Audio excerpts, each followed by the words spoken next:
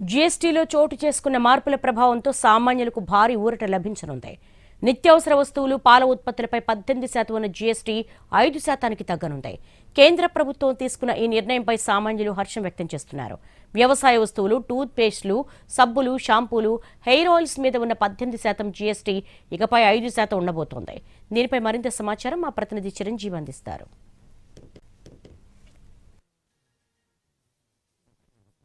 ప్రభుత్వం జీఎస్టీలో విధించినటువంటి భారీ మార్పులతో సామాన్యులకు భారీ ఊరట కలిగించింది. ముఖ్యంగా ఈ నిత్యావసర వస్తువులు ఏవైతే ఉన్నాయో వాటన్నిటి విషయంలో కూడా గతంలో 18% ఉన్నటువంటి వస్తువులన్నీ కూడా ఇప్పుడు 5% జీఎస్టీ కూడా తగ్గించడం జరిగింది.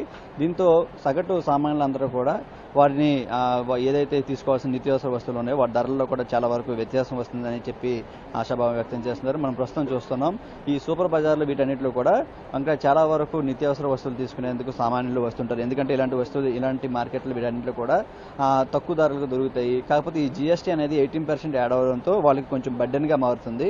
ఈ క్రమంలోనే దీన్ని తగ్గిస్తూ 5% మార్చడంతో ప్రస్తుతం మనం యూజ్ చేసేటువంటి షాంపులు అవ్వచ్చు, అదేవిధంగా కోల్గేట్, పేస్టులు, అదేవిధంగా సబ్బులు ఇవన్నీ కూడా 18% నుంచి 5% వరకు కూడా తగ్గే అవకాశం కనిపిస్తుంది. అయితే దీని మీద ప్రస్తుతం వ్యాపారులు ఉన్నారు, వాళ్ళతో కూడా మాట్లాడే ప్రయత్నం చేద్దాం. సార్ నమస్తే సార్, ఎలా ఉండబోతుంది కొత్తగా వచ్చినటువంటి జీఎస్టీకి సంబంధించి? గతంలో అంటే ఇప్పటి వరకు కూడా 18% ఉంది, 5% అనేది అమల్లోకి వస్తే ఎలాంటి యూజెస్ ఉంటాయి? ఇది మటుకు బిగ్ చేంజ్ అండి.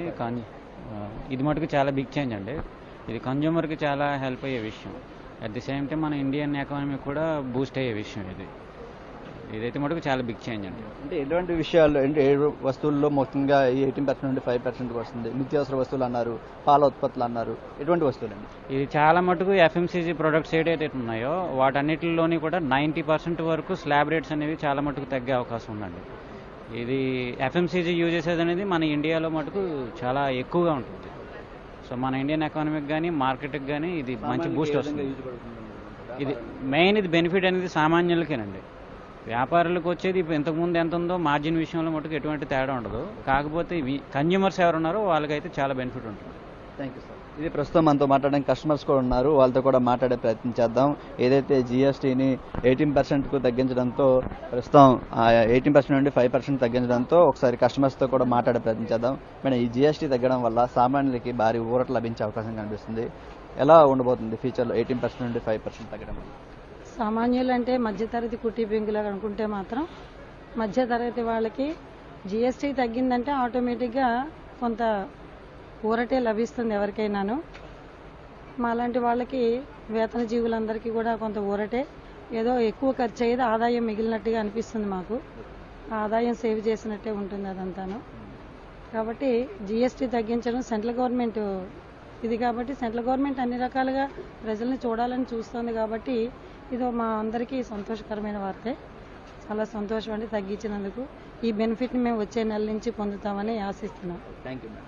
ఇది ఏదైతే కస్టమర్లు కూడా చెప్పినటువంటి వర్షం 18% ఉన్నటువంటి ముఖ్యంగా ఏదైతే నిత్యావసర వస్తువులు ఉన్నాయో వాటిని ఎక్కువగా సామాన్లు కొనుక్కుంటూ ఉంటారు. ప్రతి నెల కూడా మొత్తం ఇంటిలో 10కి సరిపడేటువంటి సామాన్లన్నీ కొనుక్కోవడంతో ఇదంతా జీఎస్టీ అంతా కూడా మనకి తగ్గే అవకాశం కనిపిస్తుంది. దీని నేపథ్యంలోనే ఒకవైపు కస్టమర్లతో పాటు మరోవైపు వ్యాపారులు కూడా ముఖ్యంగా ఈ జీఎస్టీ తగ్గిన తర్వాత అమల్లోకి వచ్చిన తర్వాత చాలా వరకు లబ్ధి